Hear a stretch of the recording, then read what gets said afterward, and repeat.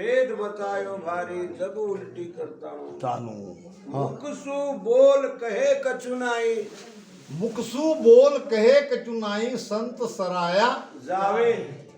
सराया जावे यानी बस संतों की महिमा जब ऐसी स्थिति होती है, जब मन के साथ चैलेंज करने की स्थिति में हम आते हैं तो मुख से कोई वचन नहीं निकलते, संत की ही महिमा निकलती है।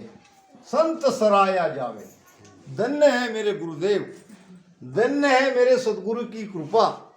अब उन्होंने मुझे ऐसा भेद बताया जिस भेद के सारण अब मैं मन के फांस से अलग हो गया।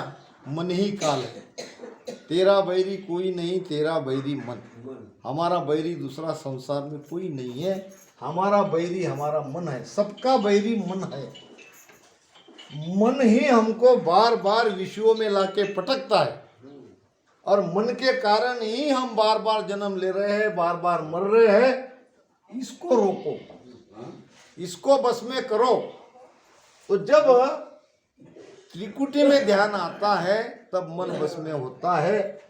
तो ऐसे संत मुख से अपने गुरु की महिमा करते हैं। गीता वेद भागवत शायद साध सीधा सब गावे। सभी में यही आपको मिलेगा। गीता देखो, वेद देखो, भागवत देखो और किसी भी वाणी का संतों का प्रमाण देखो, सबने ही सदगुरु की महिमा की है।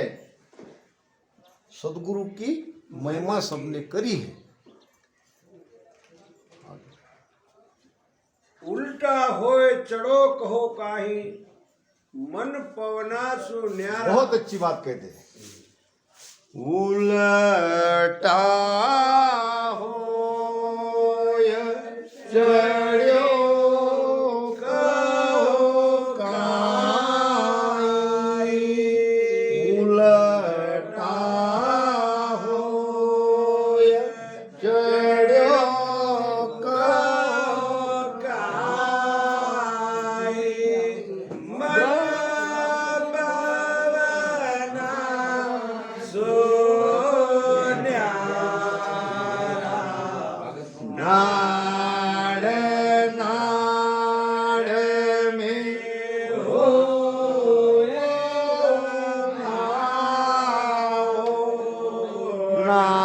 नाड़ नाड़ में हो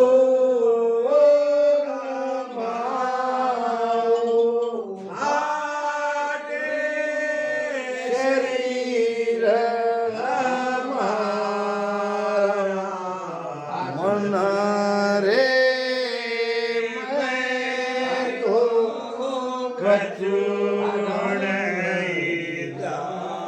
अब देखो उल्टा क्या चढ़ता है और कैसे चढ़ता है और क्यों चढ़ता है, बहुत जरूरी है समझना। हमारा मार्ग है पीछम का, उलट कर जाना पड़ता है।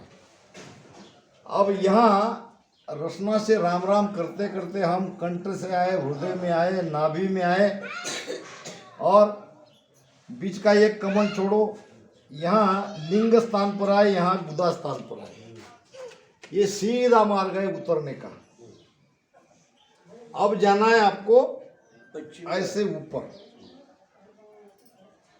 उल्टा होए चढ़्यो कहो काई। मन पवना सु न्यारा। क्या चढ़ रहा है? वो उल्टा चढ़ रहा है सत्सबद। क्या चढ़ रहा है? सत शब्द। जो सत्सबद जागृत होता है वो सत्सबद ही ये बंकनाल को खोलता है। ये बंकनाल है हमारी। ये बंकनाल के अंदर में ऐसी 3 नाड़ियां है, ईड़ा, पिंगड़ा, सुक्मणा। ये सुक्मणा को खोल के सत्सबद ऊपर चढ़ रहा है। उल्टा होए चढ़्यो कहो काई मन पवना सु न्यारा। अब ये जो सत्सबद है ये मन और श्वासा से अलग है। जब तक हम श्वासा से अलग नहीं हो जाते तब तक अमरलोक में नहीं जाते। श्वासा से अलग होने के लिए श्वासों में ही लीव लगानी है, श्वासों में ही भजन करना है, श्वासों में ही मन को लगा के राम राम रटते रहना है। एक समय ऐसा आएगा, कब किसका आएगा ये कह नहीं सकते। पहला प्रमाण मिलेगा नाभि में। नाभि में प्रमाण क्या मिलेगा? नाभि में शब्द आते ही रोम रोम में, नाड़ी नाड़ी में, सारे शरीर में आपको फैलता हुआ लगेगा। पूरे 3.5 करोड़ रोमावली में, सभी नाड़ी में ये शब्द की पहचान नाभि में होती है सबसे पहले। वैसे तो कंठ में, हृदय में भी होती है, मगर नाभि का जो प्रमाण है ये बहुत ज्यादा प्रमाण है। रोम रोम में, नाड़ी नाड़ी में, सारे शरीर में, नख से चक तक ये शब्द की ध्वनि सुनाई देती है। ये प्रमाण मिलते ही उसी प्रकार भजन करते करते जब आप ये सुक्मणा को खोलोगे, ये सुक्मणा का द्वार बंद है, ये यहाँ जो है ये रीढ़ की हड्डी में ये 3 नाड़ियां मैंने बाहर बताया। इधर में है पिंगला नाड़ी और इधर है ईड़ा और बीच में जो है ये सुक्मणा। अब महाराज की वाणी में आती है, तीनों नाड़ियां मेरु से जागृत होती है, आती है कि नहीं? फिर मैं तो यहां बता रहा हूं, फिर मेरु में जागृत कैसी होती है? ये है मेरु, ये है मेरु और ईड़ा पिंगला है ये। जब यहां भजन आता है तो ये नाड़ियां ऐसी जागृत होती है यानी ऊपर की ओर बढ़ती है। अभी तक ये सब नीचे थी, ईड़ा पिंगला नीचे जा रही थी। ईड़ा पिंगला के द्वारा हमारे शरीर में ये चेतना रहती है। अब ये ईड़ा पिंगला जब यहाँ हमारा ध्यान आएगा तो यहाँ नाक की दिशा बदल जाएगी, ऐसे ऊपर जाएगी। इसको कहा है महाराज ने ईड़ा पिंगला जागे। यहाँ से नहीं जागृत हो रही है, आइए, वो जागृत हो रही है यहाँ से। आइए सद्गुरु सुखराम जी महाराज आइए, हमारे शिंदे साहब रामदारा में पधार चुके हैं।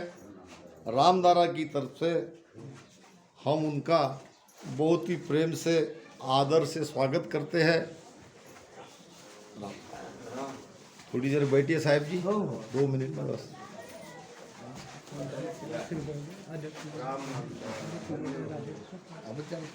हाँ, जल्दी मुझे करते हैं तारीख